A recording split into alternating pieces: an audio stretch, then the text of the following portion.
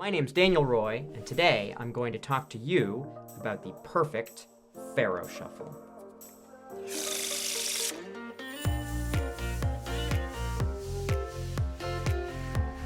So what is the Faro Shuffle? The Faro Shuffle is a perfect alternation of the cards.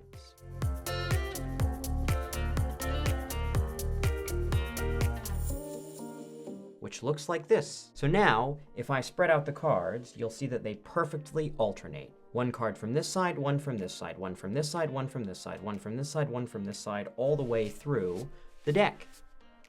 Now this perfect alternation can be done both in the hands, the way I just did it a moment ago, but it can also be done flat on the table in the way that mimics a casino-style riffle shuffle. But it's just the same thing, an alternation of every card from the top to the bottom. Now, although it's a real shuffle, the Faro Shuffle is a controlled shuffle because of the nature of this perfect interlace.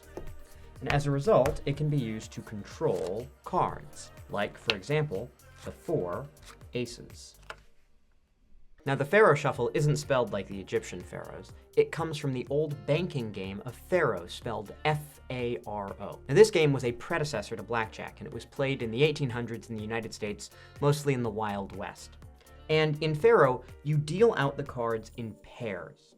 And so after each round, you scoop up all the cards, and you need to now break up those pairs, because otherwise you just deal out the same pairs of cards again, and the game would be far too predictable. So the Faro Shuffle, because it is a perfect interlace, inserts cards in between each pair, in other words, breaking up the pairs. So the Faro Shuffle was something that was used by faro dealers to keep the game fair. Now, of course, to be fair, pun intended, there was quite a bit of cheating in faro. And of course, the Faro Shuffle itself can be used for many cheating-related purposes, like, for example, stacking the deck. So now, I'll give you an example of how you can use the Faro Shuffle to stack the deck. So, I'll place the 4 aces on top of the deck, and I will cut those cards back into the middle.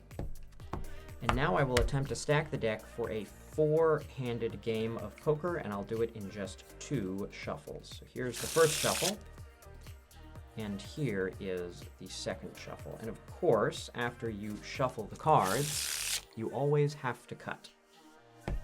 Now, I said I stacked the deck for a 4-handed game. So on this first round, you can see that I've received an ace. This hand here is called pocket aces.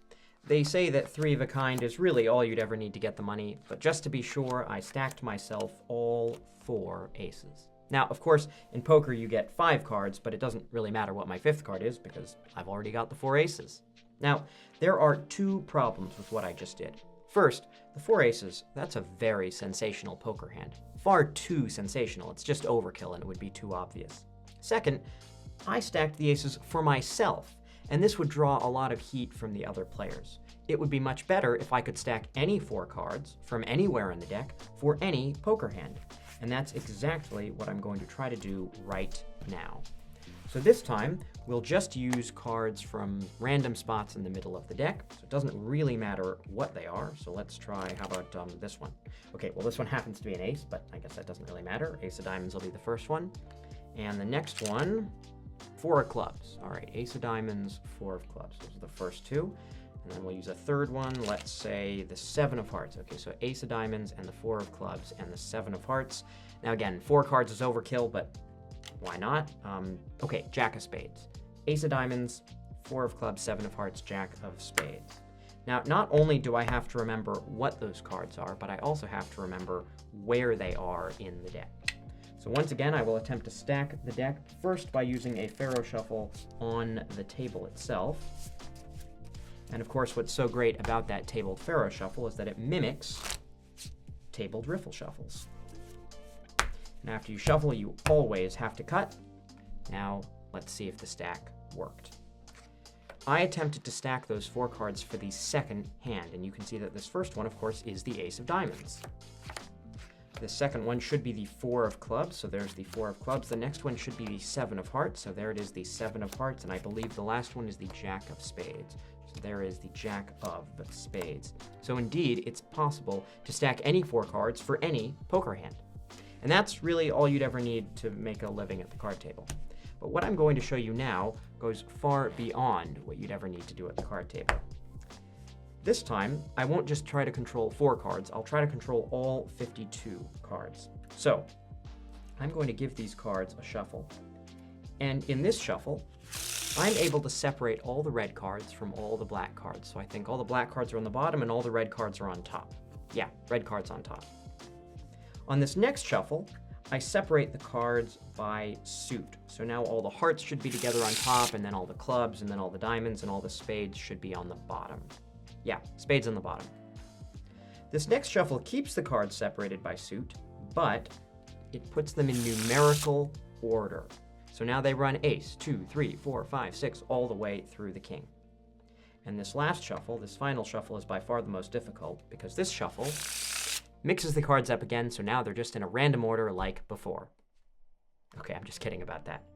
Actually, I was able to shuffle all of these cards back into numerical order, but I switched the positions of the 4 of clubs and the 7 of hearts, and I switched the positions of the jack of spades and the ace of diamonds. I'll show you what I mean. I claimed that these cards were in numerical order, so you can see that the king of hearts is followed by the queen of hearts, which is followed by the jack, and the 10, and the 9, and the 8, except where that 7 of hearts should be is the 4 of clubs. But the 6 is followed by the 5, is followed by the 4, and the 3, and the 2, and the ace. And you can see that the king of clubs is followed by the queen of clubs, which is followed by the jack, the 10, the 9, the 8, the 7, the 6, the 5, except where that 4 of clubs should be is the 7 of hearts. They switched places. But the 3 is followed by the 2 is followed by the ace. And you can see that all of the diamonds are in perfect numerical order, except where that ace of diamonds should be is the jack of spades. And you can see that all of the spades are in perfect numerical order, except where that jack of spades should be is the ace of diamonds. Thanks so much for watching. I hope you enjoyed. If you liked this video, please give it a like, and if you want to see more, consider subscribing to the channel and following me on social media. If you're interested in taking private lessons, I teach magicians of all levels, or if you want to book a show, you can contact me by email or on my website. Links are in the description. See you next time!